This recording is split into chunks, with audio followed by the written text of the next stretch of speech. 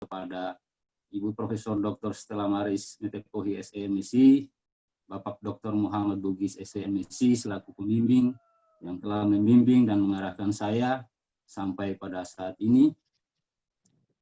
Saya juga menyampaikan terima kasih yang sebesar-besarnya kepada Ibu Dr. Lince Rumereng SEMSI dan Bapak Dr. Jufri R. Patilogi. Terima kasih atas waktu dan kesempatannya dalam seminar saat ini. Perkenalkanlah, nama saya Martin Titar Soleh.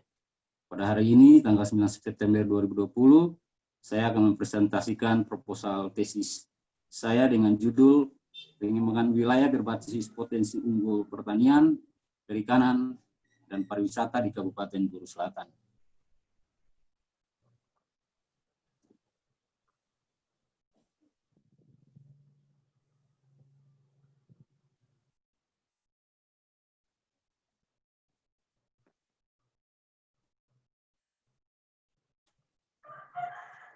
Bapak Ibu sekalian, kesempatan ini saya akan mempresentasikan penelitian saya ini dalam beberapa poin, diantaranya bab 1 yang terkait dengan latar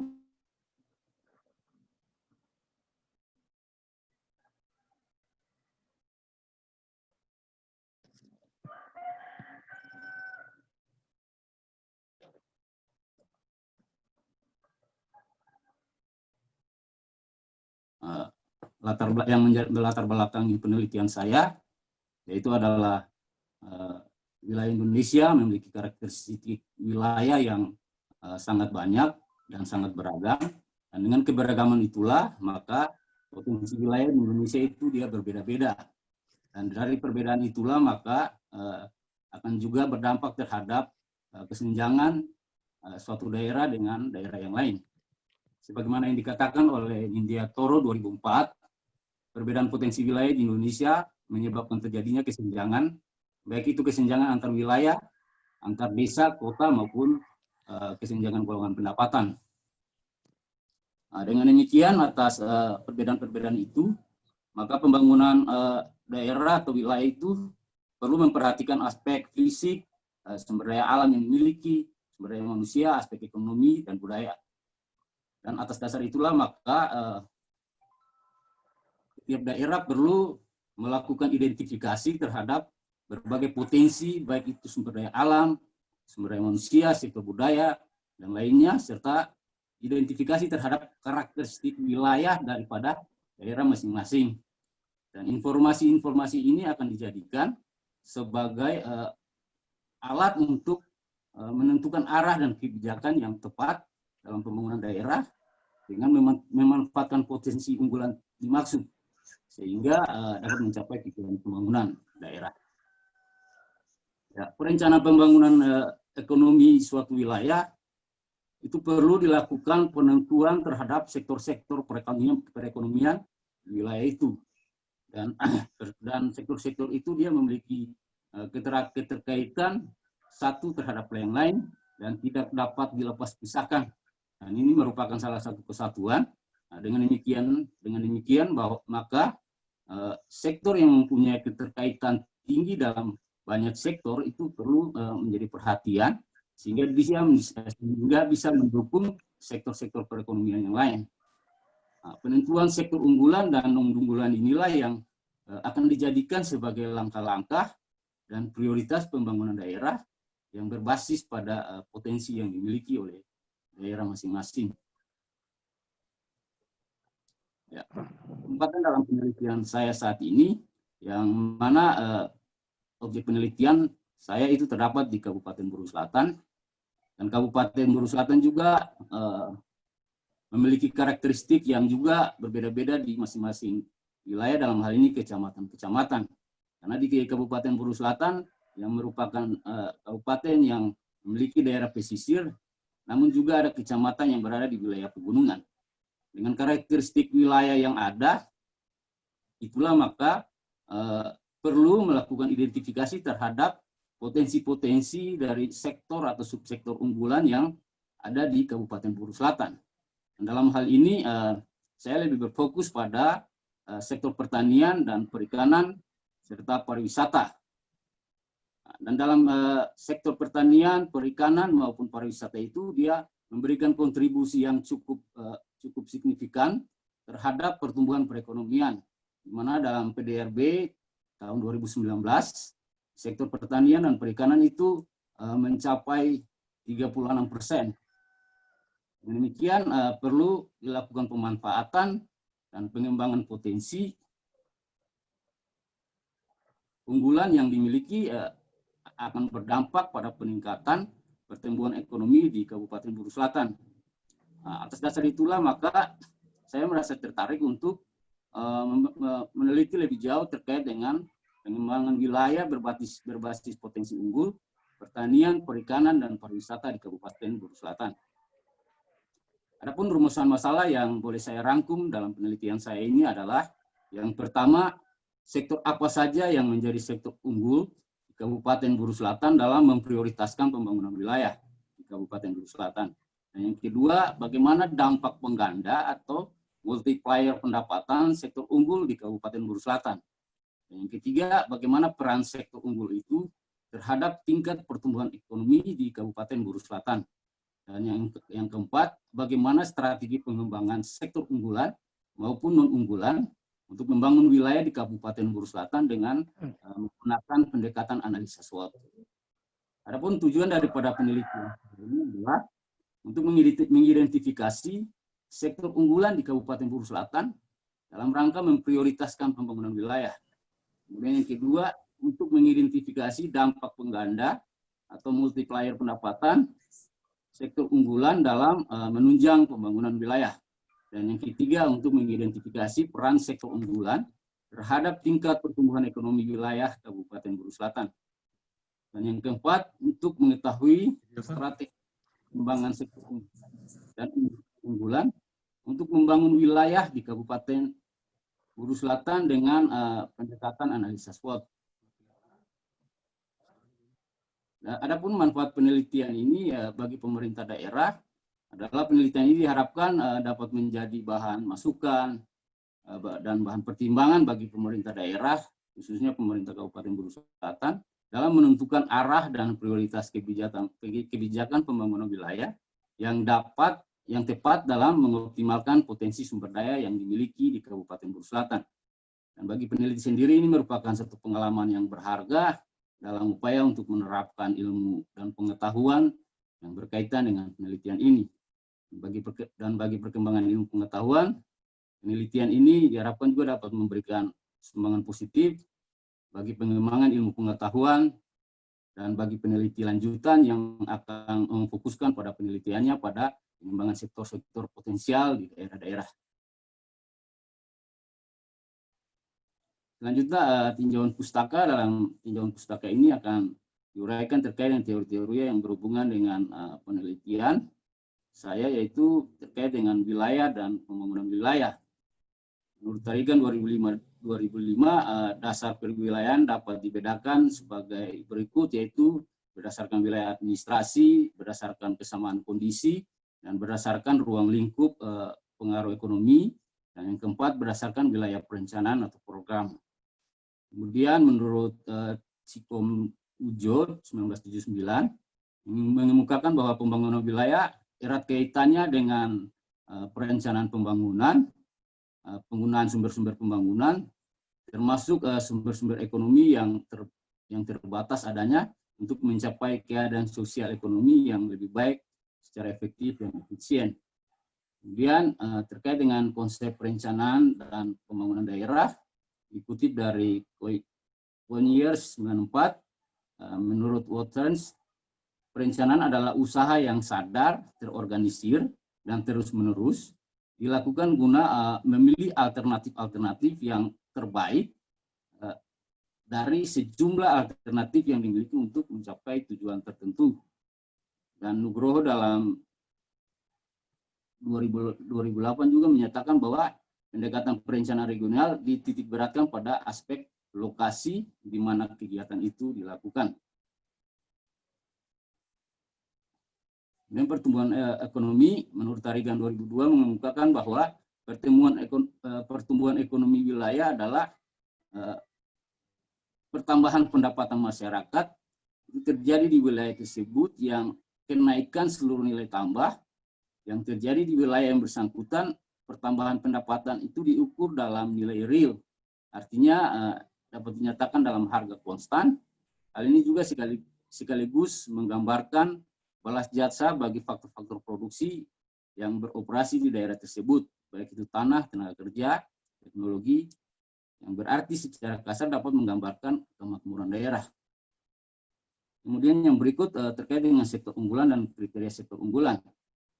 Sektor unggulan dapat diartikan sebagai sebuah sektor yang keberadaannya pada saat ini telah berperan besar kepada perkembangan perekonomian suatu wilayah karena mempunyai keunggulan-keunggulan. Keunggulan-keunggulan atau kriteria-kriteria tertentu. Nah, dan kriteria sektor unggulan menurut Sambodo dalam usia 2006 bahwa sektor unggulan memiliki 4 kriteria, diantaranya yang pertama, sektor unggulan memiliki laju pertumbuhan ekonomi yang tinggi, dan sektor unggulan juga memiliki angka penyerapan tenaga kerja yang relatif besar. Kemudian sektor unggulan memiliki keterkaitan antara sektor yang tinggi, baik ke depan maupun ke belakang. Dan yang keempat, sektor yang mampu menciptakan nilai tambah yang tinggi.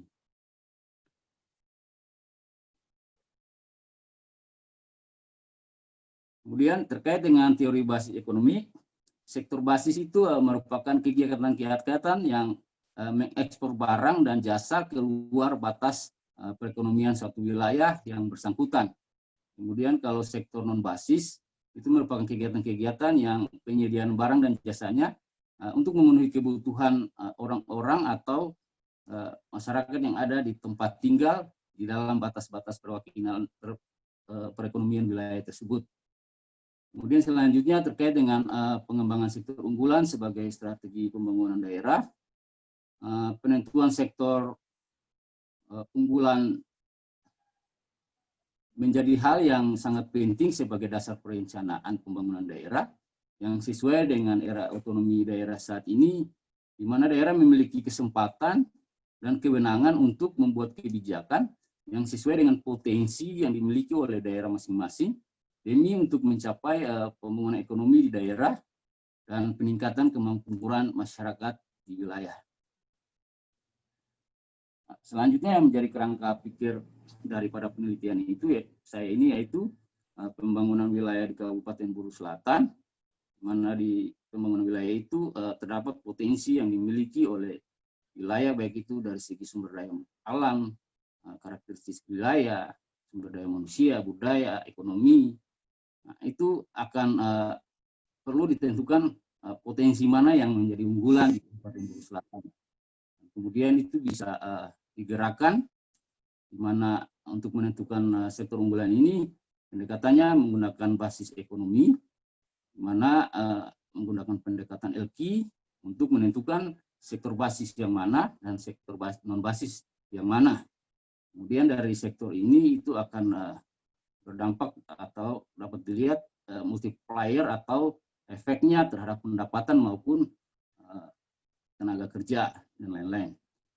Kemudian dari hal tersebut juga dapat dilihat terkait dengan pertumbuhan ekonomi, di mana pertumbuhan ekonomi ini dapat diukur melalui pendekatan shift share, dan selanjutnya dari pendekatan-pendekatan itu diimplikasikan atau dikolaborasi dengan dengan strategi atau pendekatan kebijakan SWOT, dan kemudian dari semua informasi-informasi yang dikelola itu kemudian dapat diketahui sektor unggulan dan prioritas utama pembangunan itu akan menentukan arah atau langkah-langkah strategi apa yang akan dikembangkan untuk membangun atau melakukan pembangunan di Kabupaten Buru Selatan.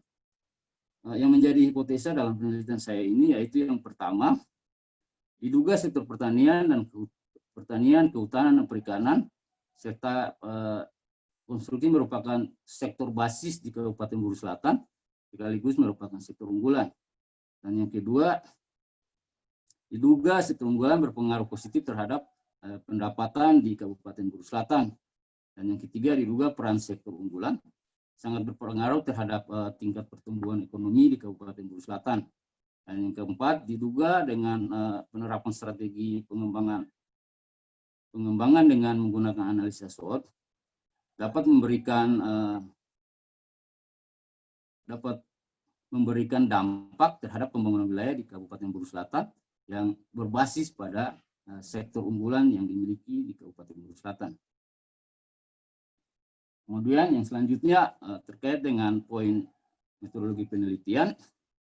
Lokasi penelitian yang saya lakukan yaitu berlokasi di Kabupaten Buru Selatan, Provinsi Maluku, dan adapun jenis data dan sumber data yang ada dalam penelitian saya adalah data primer, yaitu berupa wawancara, kemudian data sekunder, yakni berbagai sumber-sumber, antara lain baik dokumentasi atau data-data yang berasal dari kantor BPS Kabupaten Buru Selatan, Bapeda Kabupaten Buru Selatan, serta instansi-instansi atau lembaga-lembaga lain di Kabupaten Buru Selatan yang mempunyai hubungan dengan penelitian saya.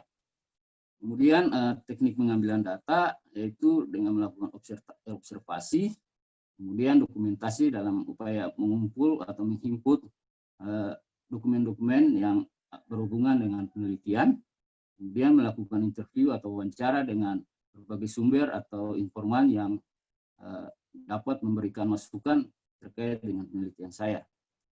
Adapun metode analisis yang digunakan dalam penelitian ini yaitu yang pertama tujuannya untuk mengidentifikasi sektor unggulan daerah itu melakukan dengan menggunakan alat analisis yaitu analisis LQ, di mana jenis data yang diperlukan adalah PDRB kabupaten dan provinsi, dan sumber datanya itu berasal dari BPS kabupaten dan provinsi. Kemudian yang berikut mengidentifikasi besarnya pengganda terhadap pendapatan atau multiplier pendapatan, itu menggunakan alat analisis yaitu multiplier pendapatan. Jenis datanya dari hasil LQ yang telah diperoleh sebelumnya, dan sumber datanya itu berasal dari BPS kabupaten dan provinsi. Kemudian untuk mengidentifikasi besarnya peran sektor unggulan terhadap pertumbuhan ekonomi, itu menggunakan alat analisisnya adalah analisis shift share, di mana jenis data yang jenis datanya adalah PDRB kabupaten dan provinsi, sumber datanya BPS kabupaten dan provinsi. Kemudian yang terakhir untuk mengidentifikasi strategi kebijakan wilayah yang berbasis sektor unggulan ini, yaitu dengan pendekatan kualitas SWOT, yaitu dan wawancara dengan pemerintah daerah, kemudian sumber datanya itu dari Bapeda dan terkait di Kabupaten Selatan. Barangkali demikian yang bisa saya paparkan dalam presentasi seminar proposal saya kali ini. Mungkin apa yang telah saya sampaikan kurang lebih saya minta maaf. Dengan demikian saya sangat mengharapkan atau memohon dukungan serta masukan maupun kritikan yang sifatnya membangun untuk memperkaya proses penelitian yang akan saya lakukan ke depan. Mungkin demikian yang bisa saya sampaikan. Kurang lebihnya saya ucapkan terima kasih. Ya baik, Saudara Martin, Bapak dan Ibu yang saya hormati. Ya Allah.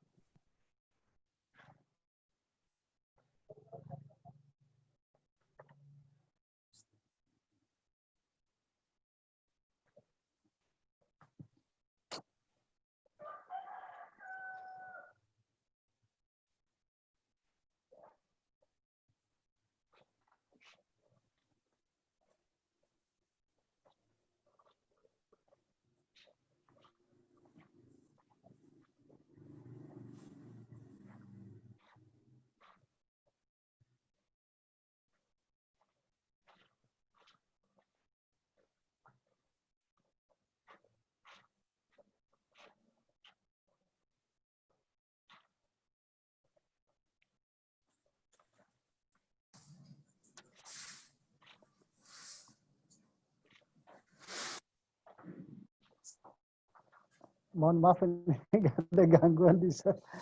Ya, sudah baik, sudah. Baik, Bapak dan Ibu yang saya hormati, sebelum saya berpindah kepada tim penguji saudara, Martin, pertama-tama saya ingin menyapa Pak Mo dulu. Pak Mo, tadi Antua,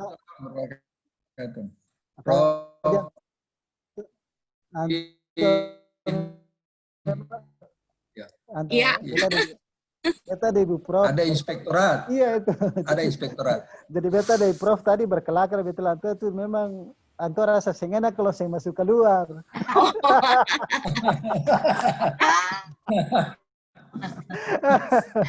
Jadi syukur jaya Titar Soleh, Martin, Antua sudah menyediakan waktu walaupun beliau punya kesibukan yang sangat-sangat luar biasa, tapi dengan komitmen beliau untuk saudara Martin, Antua menyisihkan beliau menyisihkan waktunya untuk saudara Martin ya. Baik Bapak dan Ibu yang saya hormati, kita berpindah kepada tim penguji untuk memberikan tanggapan, memberikan saran atau pendapat terhadap rancangan penulisan proposal penelitian tesis saudara Martin. Yang pertama, yang muda dulu. Pak Dr. Jufri Rais Patilau. Pak Juf, silakan Pak. Ya, terima kasih Pak Ketua Prodi.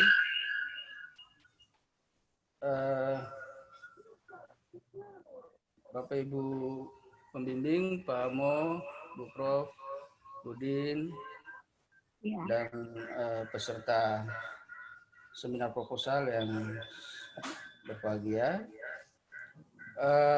Ada beberapa hal yang menjadi catatan saya.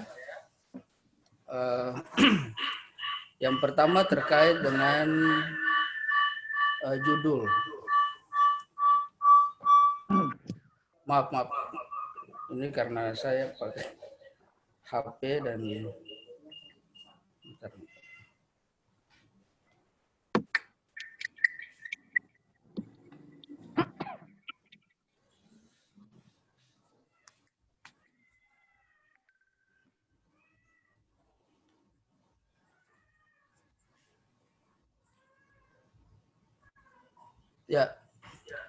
Yang pertama terkait judul. Pertanyaannya kenapa sudah muncul sektor? Ya, ada sektor pertanian, perikanan, pariwisata.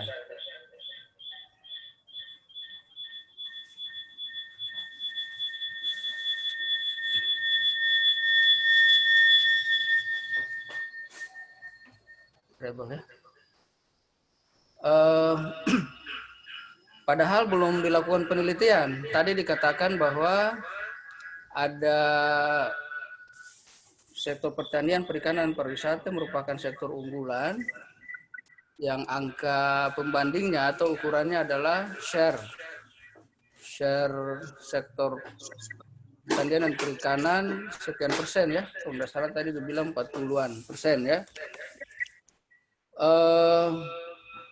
Itu belum menjadi ukuran sebuah sektor dikatakan sektor unggulan. Ada ukurannya ya, dan salah satunya hasil penelitian Anda ini.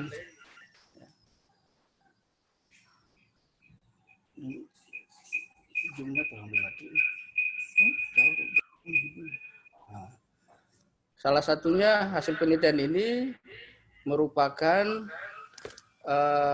indikator sebuah sektor dikatakan sektor unggulan. Jadi saya kira dilihat lagi ya, kenapa harus sektornya sudah muncul ya. Yang kedua karena di alat analisis saya lihat tidak menggambarkan ketiga sektor ini dibahas khusus dalam alat analisisnya, sehingga kemungkinan tidak ada ya.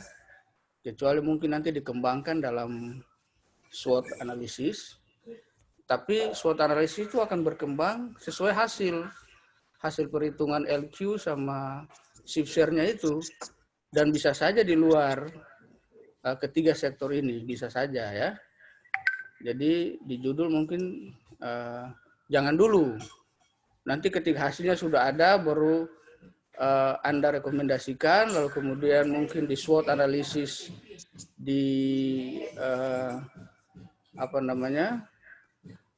diulas, itu soal lain. Tapi di judulnya kalau bisa jangan dulu disebut. Itu yang pertama. Yang kedua, mungkin beberapa catatan di pengetikannya, misalnya di tabel 1.1 itu judulnya berbeda dengan narasinya ya. Itu tabelnya itu pertumbuhan, tapi judulnya itu distribusi presentasi share ya. Padahal sebenarnya saya mau lihat tabel itu untuk melihat share-nya, ternyata isinya itu pertumbuhan. Lalu pertumbuhan itu kemudian ada lagi di grafik ya. Saya sarankan tabel itu diganti dengan distribusi atau share-nya ya. Pertumbuhan tidak usah ditampilkan 2 kali, cukup grafik aja cukup. Tapi kita butuh informasi terkait dengan share atau distribusi persentase dari masing-masing sektor. Yang berikut, di rumusan masalah dan tujuan penelitian itu ada 4 ya kalau tidak salah ya. Yang ketiga itu saya melihat belum tergambar dalam metode analisisnya ya. Di situ dikatakan bahwa untuk melakukan analisis terkait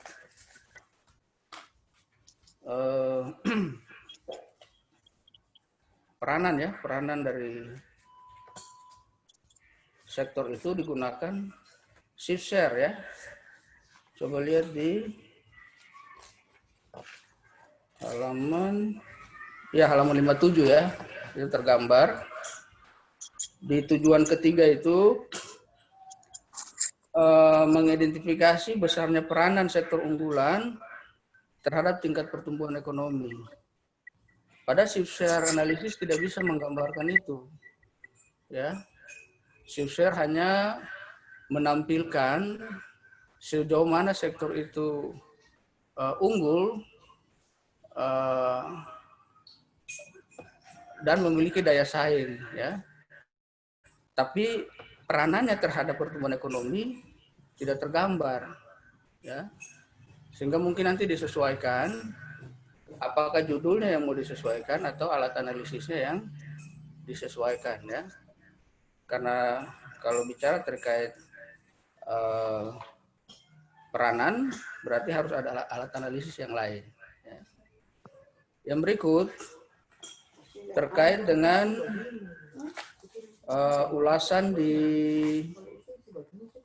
alat analisis shift share. Ini berhubungan dengan yang tadi ya. Nah, di situ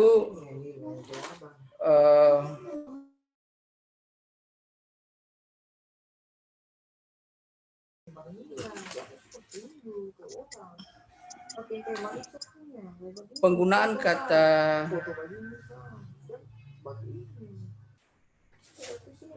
pertumbuhan dan kesempatan kerja itu harus dipilih salah satu, apakah pakai output atau kesempatan kerja. Kalau dua-dua begini, kalau masuk di landasan teori boleh, tapi kalau sudah masuk di metodologi harus tegas kita menggunakan indikator apa. Apakah pakai kesempatan kerjanya atau outputnya, produksi ya. Karena di sini masih pakai garis miring. Itu kalau di landasan teori bolehlah, tapi kalau sudah di metodologi itu harus sudah pasti. Kita pakai produksinya atau kesempatan kerjanya. Lalu mungkin dalam kesimpulannya istilah-istilah itu harus dipadankan ya, misalnya progresif. Istilah progresif harus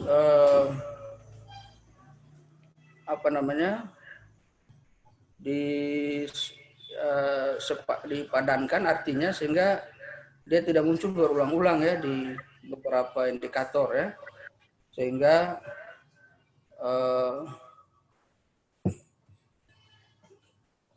kita tidak kebingungan menerjemahkan yang dimaksud progresif ini seperti apa ya. Nah, oleh karena itu mungkin agar dia lebih memperjelas yang tahapan terkait profil pertumbuhan yang 4 kuadran itu, yang halaman 67, itu kan tahapannya tahapan ke-6 ya. Itu digeser aja ke tahapan ke-7. Nanti yang 7 itu yang di 6 ya. Yang 7 itu di 6, setiap semua penghitungan pergeseran sampai dengan pergeseran bersihnya itu sudah ada, baru profilnya didudukkan. Supaya nanti dia runtun. Kita ketahuan nanti yang progresif itu seperti apa. Itu kan ada garis 45 derajat itu. Nanti ketahuan tuh. Jadi dari depan nanti dia agak runtun sehingga pembahasannya nanti tidak kemudian membingungkan ya. Yang terakhir mungkin terkait dengan analisis SWOT.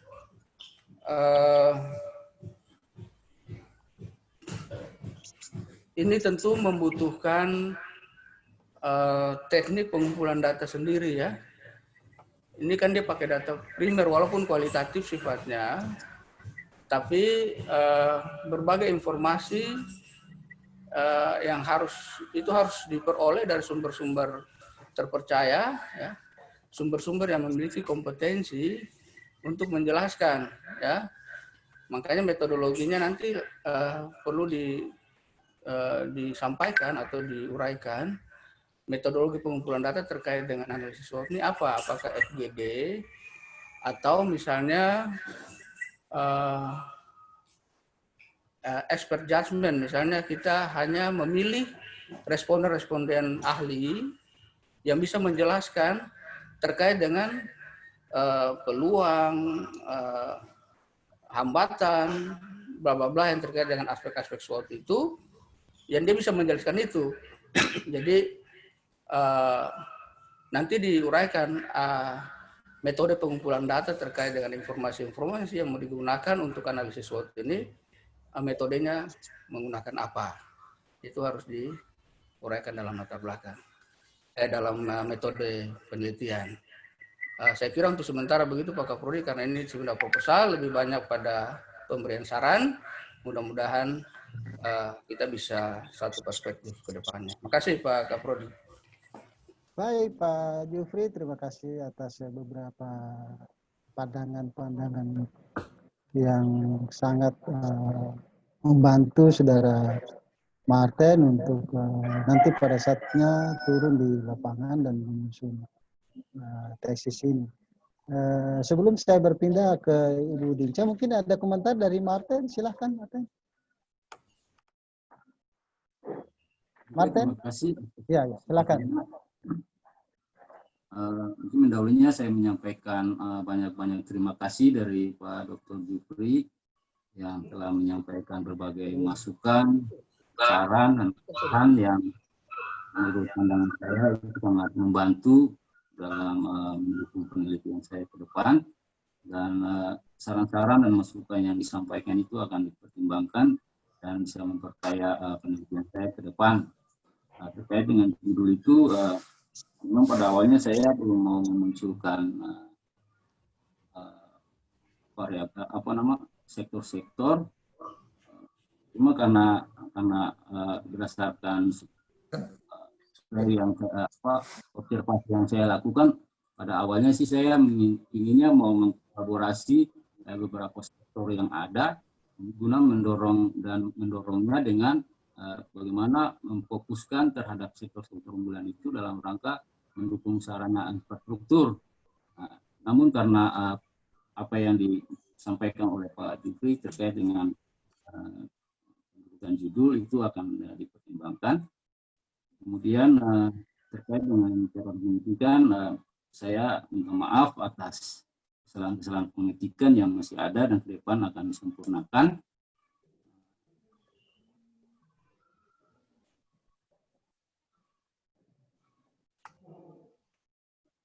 Dan barangkali ya hal-hal yang disampaikan selanjutnya itu menjadi masukan dan akan saya pertimbangkan dan akan saya lihat untuk memperkaya pemikiran saya. Mungkin demikian yang bisa saya sampaikan. Terima kasih. Baik, kalau begitu kita berpindah kepada penguji utama saudara, Ibu Dr. Lince Rumerum MS. Ibu Din, saya persilakan Ibu Din. Ya, terima kasih Pak Kaprodi, Pak Udin. Selamat siang Pak Mo. Sudah masih ada atau tidak nih? Masih Pak ada. Mo, selamat siang Pak Ju. Ya. Oh, masih ada. Tambah gagah saja ya. Masih ada. Bukan tantangan lagi. Ya. Dari dulu sugaga tuh. Dari dulu sugaga. Iya, sama Ibu Prof. Sulama saya baku dapa nih. Bagaimana Ibu Prof? Baik. Iya, Sulama nih. Ya, Ada banyak hal yang perlu ada banyak hal yang perlu dibicarakan. Didiskusikan. Oh, didiskusikan. Oke, siap. Siap. Iya, yang penting punya perspektif ke depan itu ada. Amin. Ya, oke. Pak Ju, salam sehat. Pak Ju. Siang Bu ya. Ya, salam sehat. Ya, oke, siap. Beta bersuka cita karena ketong bisa berjumpa lewat Zoom ini, ya. Dan ini adalah salah satu media yang paling keren sekarang ini. Kemarin beta lihat jurusan manajemen Zoom meeting rapat jurusan, ya, dengan gunakan Zoom meeting. Dan hari ini ada seminar proposal juga dengan Zoom meeting begitu. Dan beta pikir ini sebuah media yang oke hari sekarang ini di pandemi.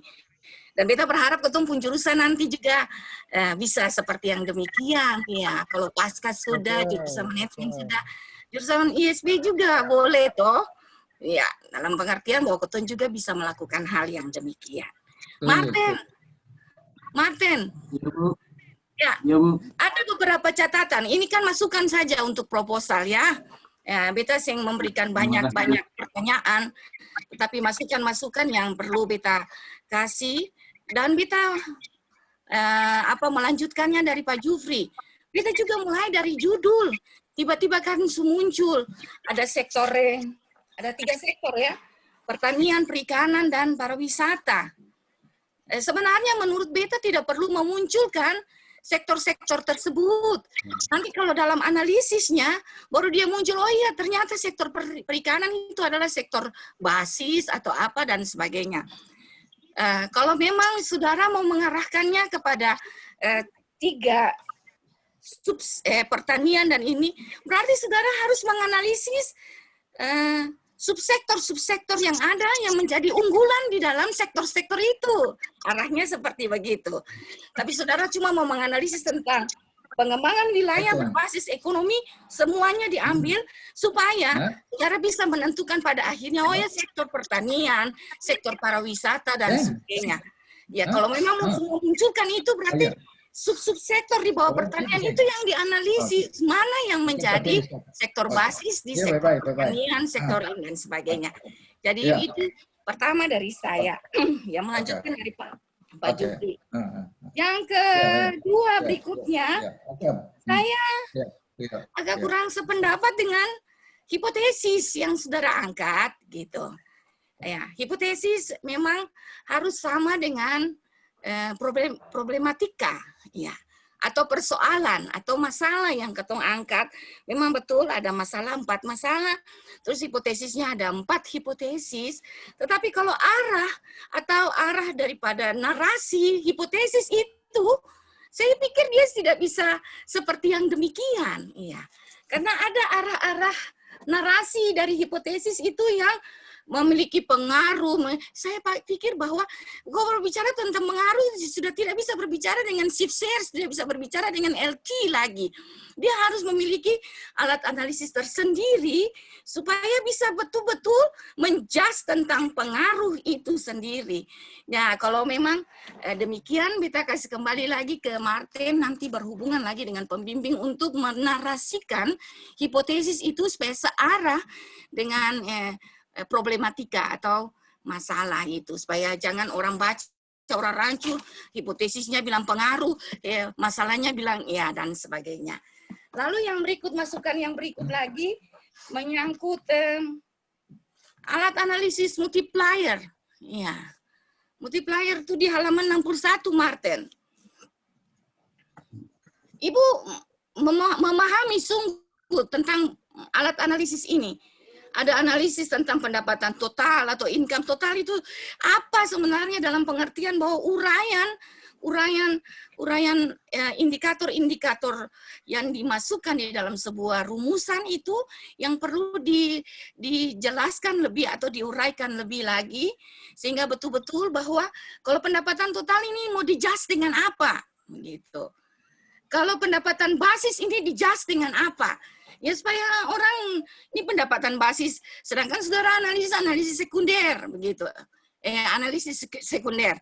Berarti data-data yang digunakan adalah data-data sekunder yang sudah dipublikasi. Lalu kalau bicara tentang pendapatan basis, pendapatan non basis, pengganda basis, itu orang menjadi rancu ya.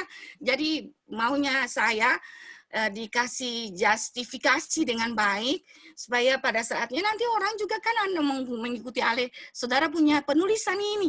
Oh iya ya, ternyata pengganda basis ini didapat dari ini. Supaya betul-betul jelas begitu. Ya saya juga kalau saudara kasih masuk begini tanpa tabel dan nanti saudara gunakan di dalam perhitungan, saya sendiri juga tidak tahu pengganda basis ini diangkat dari mana begitu. Tapi kalau memang dalam uraiannya sudah ada, berarti saudara bisa memiliki apa ya, sebuah karya tulis yang lengkap yang nantinya bisa diikuti oleh orang lain begitu. Yang berikutnya tentang analisis SWOT. Saudara pakai tipologi Claassen, iya. Ada 4 kuadran. Sebenarnya tipologi Claassen itu sudah mampu menjelaskan tentang strategi. Ya. Tanpa saudara harus menggunakan SWOT lagi, saudara sudah bisa menunjukkan arah strategi dari pengembangan wilayah itu dengan menggunakan tipologi Claassen 4 kuadran itu. Lalu kalau memang saudara masih menggunakan SWOT, saya tidak melarang saudara menggunakan SWOT karena itu perkembangan atau dari saudara untuk mau elaborasi penulisan saudara ini. Tapi yang menurut saya setuju dengan Pak Jufri. Begitu. Karena begini, SWOT itu saudara harus menentukan dan menjelaskan indikator-indikator strength, kelemahannya, peluangnya, ancamannya, itu indikator-indikator itu saudara harus tentukan dulu. Lalu berdasarkan metodologi penelitian, misalnya fokus diskusi dan sebagainya, baru saudara bisa menentukan, oh iya, dari sekian banyak indikator strength itu, ada 1, 2, 3, 4, ada indikator ini yang paling kuat, saudara kasih skor 5, dan sebagainya. Dan di sini saudara tidak menguraikan tentang indikator-indikator itu, sehingga kita tidak bisa mengoreksi alat analisis SWOT saudara, karena saudara tidak menguraikan indikator-indikator itu. Sebenarnya indikator-indikator kekuatan, kelemahan, kesempatan, dan ancaman itu harus sudah mesti ada, supaya kita bisa, oh iya, ternyata kesempatan ini ada. Misalnya peraturan pemerintah. Peraturan pemerintah itu bisa menjadi sebuah ancaman dan juga bisa menjadi sebuah kesempatan, begitu. Dan kadang-kadang orang salah memasukkan indikator-indikator itu dalam kekuatan, kelemahan, dan ya salah memasukkan itu.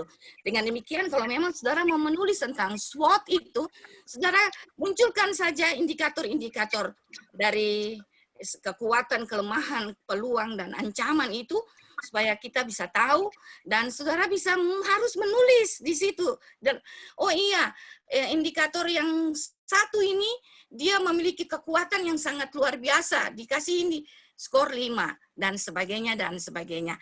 Dan itu yang beta bilang, supaya proposal ini akan menuntun saudara untuk turun di lapangan.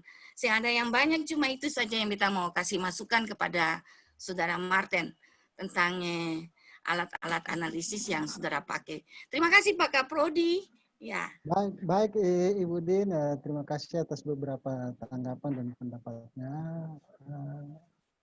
Martin, mungkin ada komentar apa yang disampaikan oleh Ibu Dince tadi? Silakan Martin. Terima kasih Pak. Barangkali yang disampaikan oleh Dr. Dian Merung tadi, ini sepatutnya hanya merupakan masukan-masukan, dan masukan-masukan ini saya mengucapkan banyak terima kasih dari Ibu dalam rangka memberikan arah dan petunjuk serta hal-hal yang mungkin bisa menjadi catatan kritis untuk ke depan saya bisa melakukan penelitian, dan hal-hal ini nanti akan saya pertimbangkan untuk kemudian memperkaya penulisan ini. Mungkin itu saja yang bisa disampaikan Pak. Baik, kalau begitu Saudara Martin, kita berpindah kepada pembimbing saudara. Sebelum berpindah, ada satu komentar dari saya. Di narasi atau redaksi masalah pokok tadi itu, kalau tidak salah tangkap melihatnya, di masalah pokok lalu kemudian di hipotesis, itu ada muncul istilah SWOT di situ. Nah, saya kira di redaksi masalah pokok itu ataupun di hipotesis itu ya di dalam pemahaman saya itu kita harus menghindari penggunaan instrumen penelitian di situ. Nah, instrumen penelitian. Jadi saya kira kata SWOT itu perlu dikeluarkan, lalu dicarilah sebuah redaksi yang tepat untuk menggambarkan keterkaitan antara masalah pokok, tujuan penelitian, dan hipotesis tadi.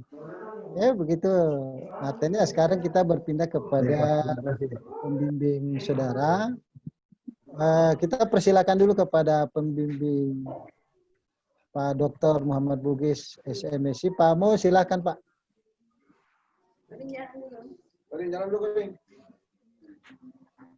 Pak Mo, silakan Pak. Ya. Ya.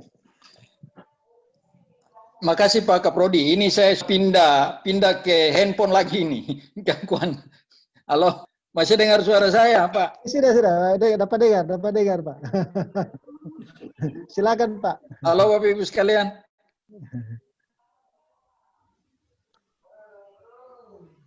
Ini suara jelas sekali nih. Jelas, oh. Pak. Jelas, Pak. Jelas. Jelas, Pak.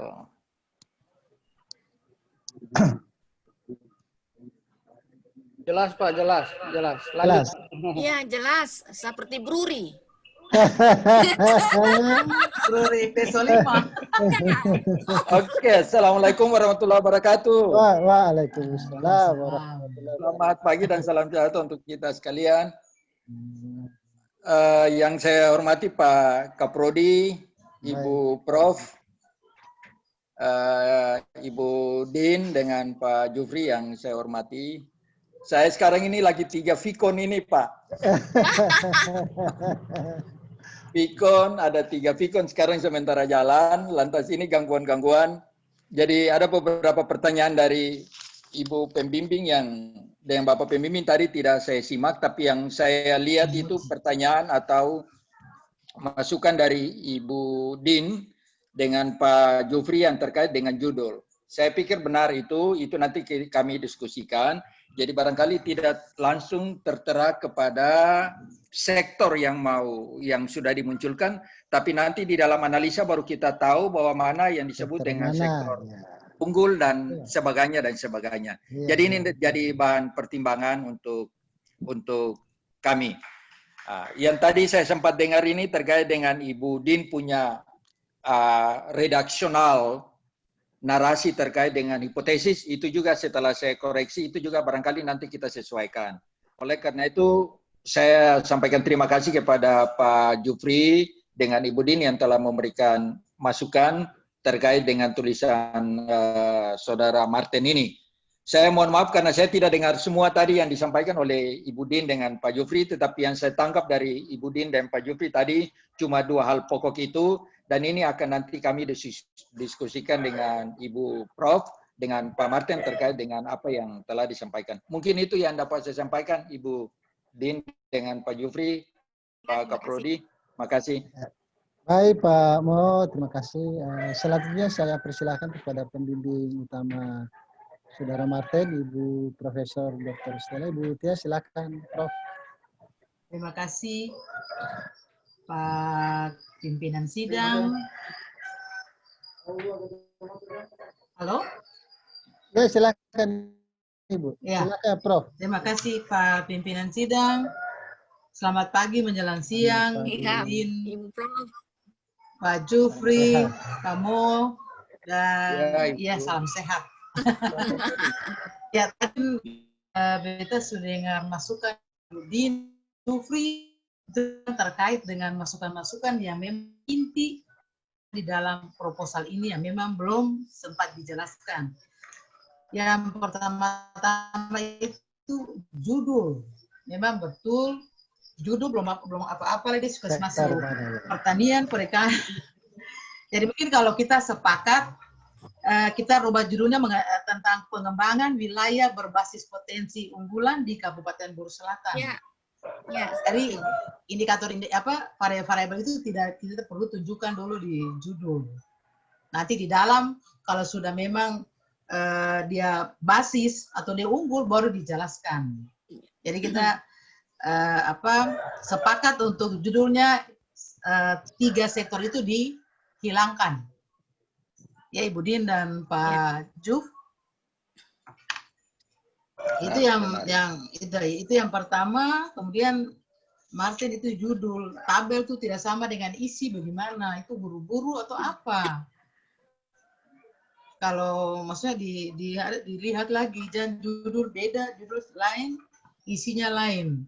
Kemudian terkait dengan Ibu Din punya, yang tadi Ibu Din komentar mengenai hipotesis, itu ada kata pengaruh, Pak Ibu Din ya? Iya. Ya. Jadi kita tidak boleh memasukkan kata pengaruh di sini, karena kalau pengaruh itu dia punya alat analisis berbeda. Pak Ibu Din ya? Ya, betul. Iya. Misalnya kalau kita pakai kata pengaruh, kita pakai regresi mungkin. Padahal di sini tidak ada regresi. Jadi mungkin untuk pengaruh itu perlu dihilangkan. Iya. Dan yang ketiga itu untuk yang Ibu Din punya masukan, kalau memang kita pakai SWOT, itu kita harus tahu kelemahan, peluang, ancaman, kesempatan yang ada di Buru Selatan itu apa saja. Kayak begitu Ibu Din ya? Iya, benar. Jadi orang bisa tahu kelemahan-kelemahan di Buru Selatan itu apa, peluang, ancaman di Buru Selatan itu apa.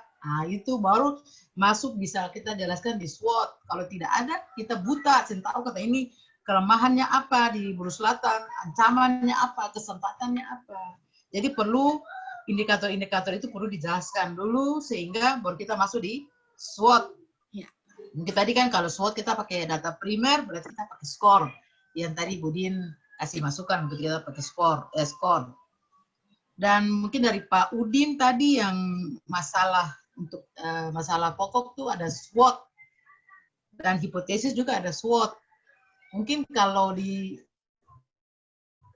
masalah kita mungkin boleh pakai SWOT, tapi di hipotesis kita tidak boleh pakai SWOT karena itu kualitatif. Nanti mungkin dijelaskan di bab 3 tentang SWOT ini, tetapi kita tidak boleh munculkan di hipotesis.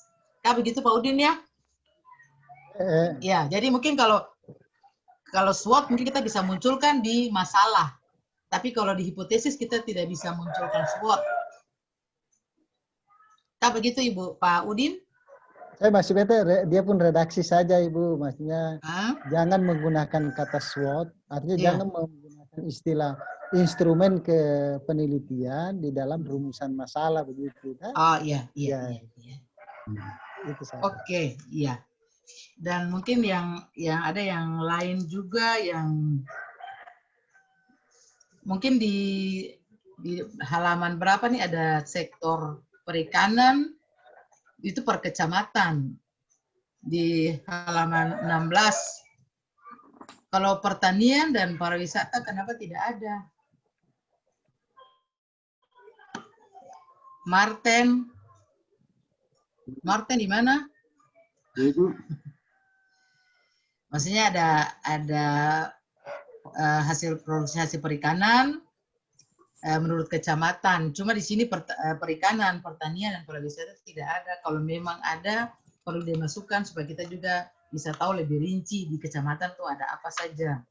Di halaman 16 itu. Kemudian satu lagi di tabel-tabel itu jangan langsung di fotokopi dimasukkan, diketik ulang.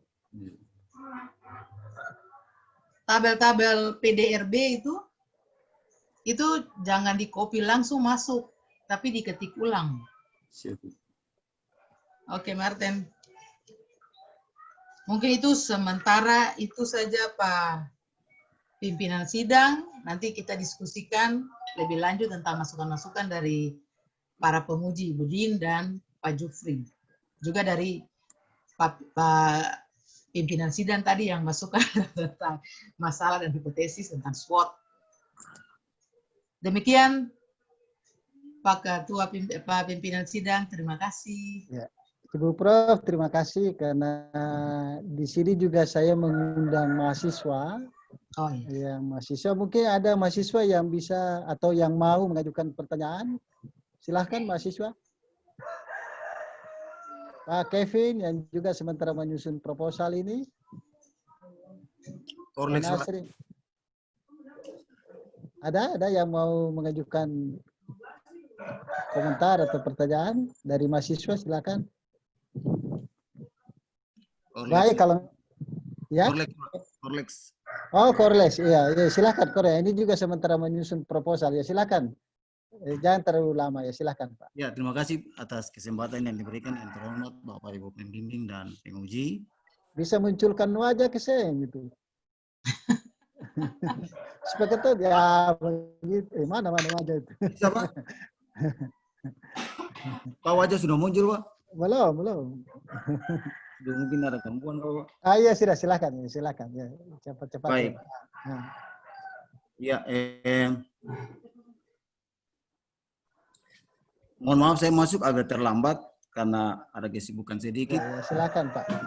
Yang ingin saya tanyakan langsung saja kepada Pak Martin. Kira-kira mengapa sampai Anda menggunakan alat analisis yang Anda pakai ini tidak menggunakan alat analisis yang lain? Mungkinkah ada alat analisis yang baik yang bisa saja membantu Anda dalam penulisan ini? Kemudian yang kedua, itu mungkin satu pertanyaan spesial untuk Pak Martin, itu saja Pak. Iya Pak Martin. Terima kasih karena saya agak terlambat. Iya baik. Terima kasih Pak Kolej. Pak Martin ini bukan di kelas ya, ini bukan di kelas perkuliahan, ini bukan seminar topik-topik kelompok ya. Jadi silakan Pak Martin. Ya, terima kasih Pak Kolej atas pertanyaannya. Alasan mengapa saya menggunakan alat-alat analisis yang saya kemukakan di sini dan tidak menggunakan alat analisis lain. Ini itu karena menurut tinjauan yang saya teliti di dalam tinjauan pustaka dan kemudian teliti lewat peneliti-peneliti terdahulu, mereka pada umumnya menggunakan alat-alat analisis seperti LI, SIGSHARE, dan lain-lain yang sudah saya kemukakan di situ. Jadi dengan demikian menurut hemat saya menggunakan alat-alat analisis ini dan kemudian mungkin bisa menjawab akan persoalan yang saya rumuskan di dalam rumusan masalah itu. Ini demikian yang bisa saya sampaikan. Terima kasih atas atensi daripada Bapak Ibu sekalian. Kembalikan ke Pak pimpinan. Ya baik, Saudara Martin, Saudara Corles, saya kira kalau untuk mengetahui lebih jauh nanti Saudara Corles bisa, atau Kevin yang sekarang ini juga sementara menyusun proposal semua, bisa berkonsultasi secara intensif dengan Saudara Martin ya. Baik, sebelum saya menutup seminar proposal pada hari ini, mungkin catatan kecil yang perlu Saudara Martin ingat, bahwa apa yang disampaikan oleh pembimbing saudara atau penguji saudara maksud saya, kemudian dipertegas lagi oleh pembimbing, itu perlu diperhatikan supaya nanti di dalam penelitiannya di lapangan itu tidak salah arah ya. Saya berharap juga Saudara Martin harus intensif melakukan komunikasi pembimbingan dengan para pembimbing saudara ya. Catatan mungkin garis yang SWOT tadi itu. Jadi poin-poin di dalam indikator SWOT itu kan tidak muncul dengan sendirinya. Tidak muncul dengan sendirinya. Saudara harus melakukan penggalian terhadap poin-poin yang ada di dalam indikator SWOT itu. Apakah itu yang tadi Pak Jufri bilang, apakah itu melalui FGD atau expert adjustment dari informan-informan kunci. Nah ini perlu nih. Jadi apa yang disampaikan oleh Pak Jufri, saya kira itu perlu mendapat perhatian. Karena poin-poin di dalam indikator SWOT itu kan kita tidak seenaknya, sesuka hati menyusun itu. Tidak menyusun itu kan. Nah, seperti Budi bilang, kebijakan pemerintah, infrastruktur misalnya, apakah itu menjadi kekuatan atau kelemahan atau ancaman dan segala macam, itu kan tidak muncul dengan sendirinya, tapi itu adalah sebuah proses pencarian secara ilmiah. Apakah itu dengan FGD, apakah itu dengan konsultasi intensif dengan pimpinan-pimpinan OPD yang ada di sana, pimpinan-pimpinan tokoh-tokoh masyarakat. Nah, itu lalu kemudian kita menentukan poin-poin yang ada pada indikator SWOT itu. Ya, saya kira Bapak dan Ibu itu saya kira kesimpulan dari seminar kita pada hari ini. Sebelum saya menutupnya, mungkin masih ada kata akhir dari Pak Jufri, Bu Dince, Pak Mo, atau Prof. Stella? Ada tambahan sedikit, Pak. Silakan Pak Jufri, silakan. Terima kasih Silakan, Pak Kapolri. Ini terkait dengan judul yang sudah disepakati tadi, bahwa pengembangan ya. Iya, pengembangan wilayah. Bilang gitu ya. Yang pasti bahwa kalau judulnya itu berarti analisis intinya nanti itu di SWOT. Karena shift share sama LQ itu hanya mengidentifikasi, tapi belum ada pengembangan. Nah, pengembangannya ada di SWOT. Saya melanjutkan yang tadi disampaikan Pak Udin, Pak Kapolri, bahwa analisis SWOT ini memang harus, karena ini sudah level S2, jadi mungkin harus kuantitatif nanti. Jadi ada scoring, kayak tadi Pak Ibu Din bilang ya, ada scoring, sehingga kita bisa tahu posisi, kekuatan, kelemahan, peluang dan ancaman itu. Nah, oleh karena itu, memang dalam metodologinya itu biasanya 2 kali. Yang pertama itu identifikasi dulu faktor-faktor peluang, kelemahan, kekuatan, peluang dan ancaman itu.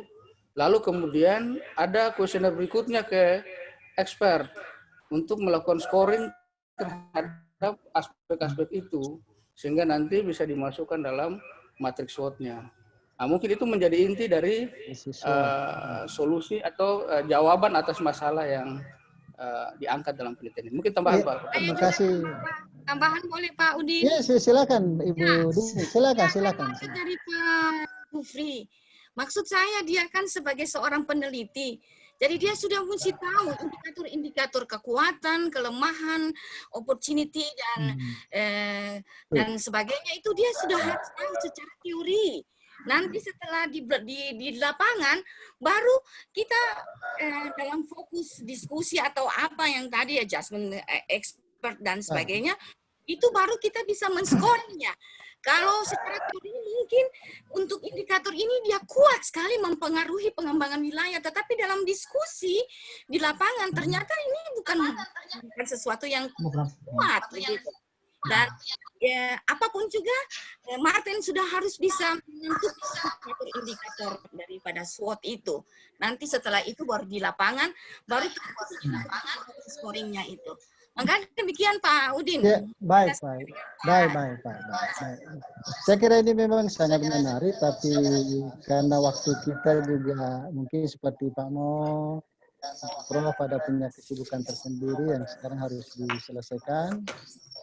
Oleh karena itu, boleh kita sampai di penghujung acara seminar kita pada siang hari ini. Tapi sebelum saya menutupnya secara resmi, kembali saya menyampaikan terima kasih kepada tim pembimbing, terutama kepada Ibu Prof. Stella, Pak Mo yang walaupun dengan kesibukan sehari-hari ini sangat padat, tapi beliau masih sempat menyediakan waktu untuk Saudara Martin, bahkan untuk kita semua sebenarnya. Ya. Ibu Din, Pak Jufri, terima kasih juga kepada saudara-saudara mahasiswa. Teman-teman mahasiswa, saya kira kalau ada undangan seminar berikutnya, saya perkenankan untuk ikut lagi supaya bisa dapat pengalaman ya, Pak Nasri, Pak Korles, Pak Kevin, Ibu Astrid, Pak Imam ya. Saya kira perlu memang sering-sering mengikuti. Kalau di tempat lain tuh ada kartu seminar, jadi kalau mahasiswa tidak memenuhi syarat jumlah peserta yang mengikuti seminar itu ya kadang-kadang tidak diikutkan untuk seminar proposalnya ya. Nah, baik Bapak dan Ibu, kembali lagi saya menyampaikan terima kasih karena sudah meluangkan waktunya untuk pelaksanaan seminar pada siang hari ini untuk saudara Martin Tirasole. Saya berharap kalau ada mahasiswa yang mendatangi Bapak dan Ibu untuk apakah itu untuk konsultasi rencana penelitian tesisnya ataupun untuk meminta kesediaan sebagai penguji secara pribadi, dan atas nama Kapolri mohon kesediaannya untuk memberikan pelayanan kepada mahasiswa kita. Baik Bapak dan Ibu, Saudara Martin, saudara mahasiswa, dengan memanjatkan syukur kehadirat Tuhan Yang Maha Kuasa atas segala bimbingan dan petunjuknya serta pertolongannya dalam seminar proposal hari ini bisa diselesaikan dengan baik, dan dengan itu secara resmi saya nyatakan tutup. Ya, terima kasih Bapak-Bapak dan Ibu-Ibu, saudara-saudara mahasiswa. Salam sehat.